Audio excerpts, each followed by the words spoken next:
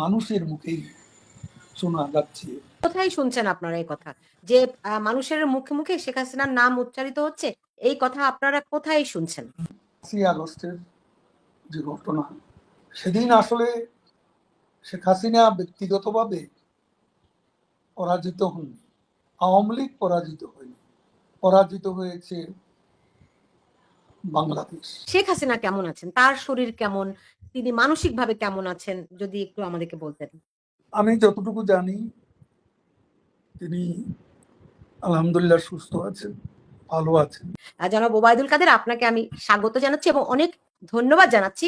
আমার সঙ্গে আজকে যুক্ত হয়েছেন, শুধু যুক্তই হয়েছেন না, আপনাকে ভিডিওতে দেখতেও পাচ্ছি। ফলে আমার মনে হয় এটি একটা দারুণ। কেমন আছেন আগে বলুন? আলহামদুলিল্লাহ ভালো আছি। আমরা রাজনৈতিক দল হিসেবে এবং এদেশের স্বাধীনতা মুক্তিযুদ্ধের নেতৃত্ব দানকারী পার্টি হিসেবে আমরা 5ই আগস্টকে যেভাবে দেখি সেটা হচ্ছে দিন শুধু আমরা পতিত হয়েছি বা পরাজিত হয়েছি, প্রধানমন্ত্রী শেখ হাসিনার পরাজয় হয়েছে, আমরা এভাবে বিষয়টি দেখছি না।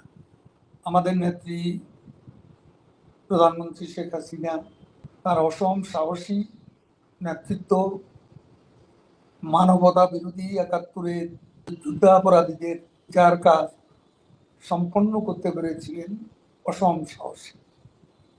বাংলাদেশ জঙ্গিবাদ দমনের রোল মডেল হিসাবে বিশ্বে পরিচিত হয়ে উঠছিল। আমি যে কথা বলছিলাম 5ই আগস্টের যে ঘটনা, সেদিন আসলে শেখ হাসিনা ব্যক্তিগতভাবে পরাজিত হননি, আওয়ামী লীগ পরাজিত হয়নি, পরাজিত হয়েছে বাংলাদেশ, স্বাধীন বাংলাদেশ।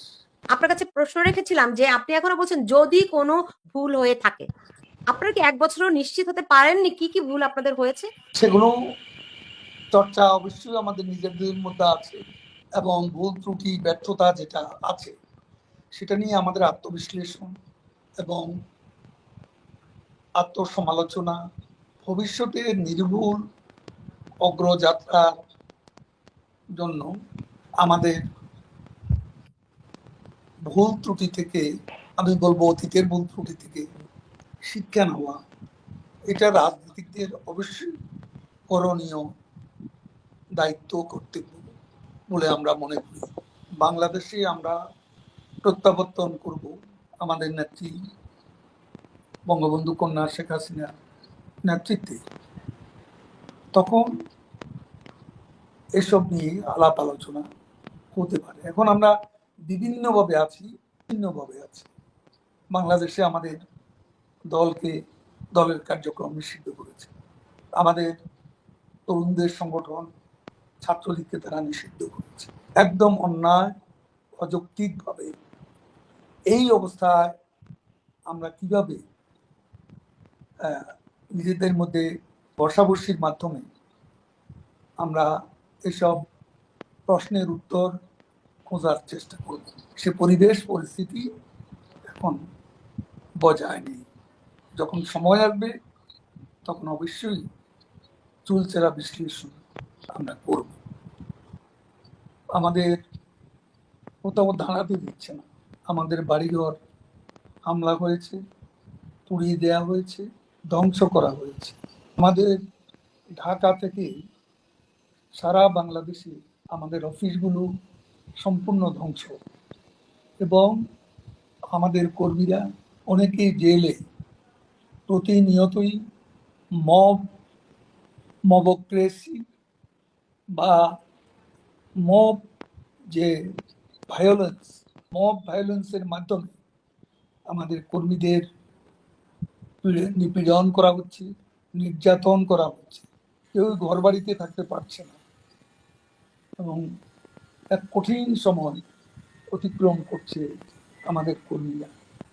মানুষের মুখে মুখে এখন শেখ হাসিনার নাম উচ্চারিত হচ্ছে। তার আমলে মানুষ ভালো ছিল, সেটা আজকে মানুষের মুখেই শোনা যাচ্ছে। কোথায় শুনছেন আপনারা এই কথা? যে মানুষের মুখে, মুখে শেখ হাসিনার নাম উচ্চারিত হচ্ছে, এই কথা আপনারা কোথায় শুনছেন? আমরা কোনো বিচ্ছিন্ন দ্বীপের বাসিন্দা নই, বা আমরা যেখানেই আছি বাংলাদেশের জনগণের সঙ্গে আছি। আমাদের দল জনগণের দল। জনগণের সমর্থন আছে কি নেই, জনগণ আমাদেরকে কিভাবে দেখছে সেটা বোঝার ক্ষমতা যদি না থাকে, তাহলে তো আমাদের রাজনীতি করা উচিত নয়। শেখ হাসিনার নেতৃত্বে বাংলাদেশের যে উন্নয়ন হচ্ছে সেটা বিশ্বের বিস্ময়। আজকের মেট্রো রেল, পদ্মা সেতু, আজকে এলিভেটেড এক্সপ্রেসওয়ে, আজকে অনেকগুলো কয়েক ডজন ওভারপাস, কয়েক ডজন ফ্লাইওভার, রেলওয়ে ওভারপাস এবং 100 সেতু একদিনে উদ্বোধন করেছিলেন আমাদের নেত্রী। তারপর আবার এই ঘটনার মাস দুয়েক আগে একদিনে 150 সেতুর উদ্বোধন করেছিলেন। সমতলে, পাহাড়ে, সর্বত্রই রাস্তা, যোগাযোগ ব্যবস্থা বৈপ্লবিক পরিবর্তন। কেউ অস্বীকার করছে না। আওয়ামী লীগ সরকার অনেক উন্নয়ন করছে, যা গত ৫৩ বছরে হয়নি। এই কথা কিন্তু শত্রুও অস্বীকার করছে না। না, আপনি অস্বীকারই বাংলাদেশের করছে, আমার প্রশ্নটি অস্বীকারই হচ্ছে, করছে। আমার প্রশ্নটি আপনার কাছে, আপনি বাংলাদেশের সবচেয়ে বড়, সবচেয়ে পুরনো, সবচেয়ে পোড় খাওয়া রাজনৈতিক দলের সাধারণ সম্পাদক। আপনি কি মনে করেন গণতন্ত্র মানে শুধুই উন্নয়ন? গণতন্ত্র মানেই শুধুমাত্র ব্রিজ, অবকাঠামো নির্মাণ? তা করি না। আমরা ইতিহাস যদি বলতে সুযোগটা থাকে, তাহলে গণতন্ত্রকে নিয়ে যে সিনেমিনি খেলা হয়েছে, আমরা তো নির্বাচন দিয়েছি, নির্বাচন কমিশনের মাধ্যমে নির্বাচন হয়েছিল 2008 সাল থেকে 2014, 2018, 2024। 2008 সালের নির্বাচন নিয়ে তো কোনো কথা নেই, কারণ সবার অংশগ্রহণে ইলেকশনটা হয়েছে। সেখানে বড় দল হিসেবে বিএনপিও ছিল, কিন্তু পরবর্তী কয়েকটা নির্বাচনে বিএনপি ইলেকশন বয়কট করে।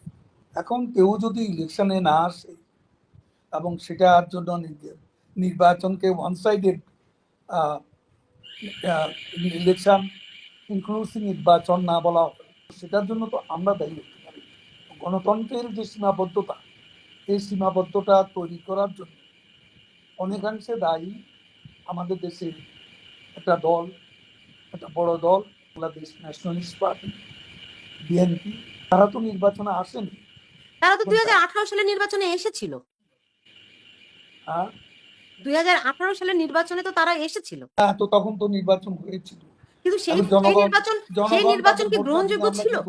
জনগণ যদি আপনাকে ভোট না দেয়, আমি কি করব? জোর করে জেতাবো? তারপরও মির্জা ফখরুল দেখা গেল তিনি ইলেকশনে বগুড়া জিতলেন, ঠাকুরগাঁয়ে হারলেন, কিন্তু বগুড়া নির্বাচনে জিতে তিনি সংসদে আসলেন না। এটা কেমন গণতন্ত্র? এটা কি দ্বিচারিতা নয়? তার অন্যান্য দলীয় নেতারা ৬-৭ জনের মতো সংসদে আসলেন, কিন্তু দলের মহাসচিব আসলেন। শেখ হাসিনা কেমন আছেন? তার শরীর কেমন? তিনি মানসিকভাবে কেমন আছেন? যদি একটু আমাদেরকে বলতেন। আমি যতটুকু জানি তিনি আলহামদুলিল্লাহ সুস্থ আছেন, ভালো আছেন, এবং তিনি নেতা কর্মীদের সঙ্গে যুক্ত আছেন, এটা আমি বলতে পারি। কবে নাগাদ তাকে আপনার মতো এরকম প্রকাশ্য দেখতে পারবো? দিনক্ষণ বলতে পারবো না, দেখতে তো পারবেন সে সময় ইনশাল্লাহ, হয়তো খুব দূরের।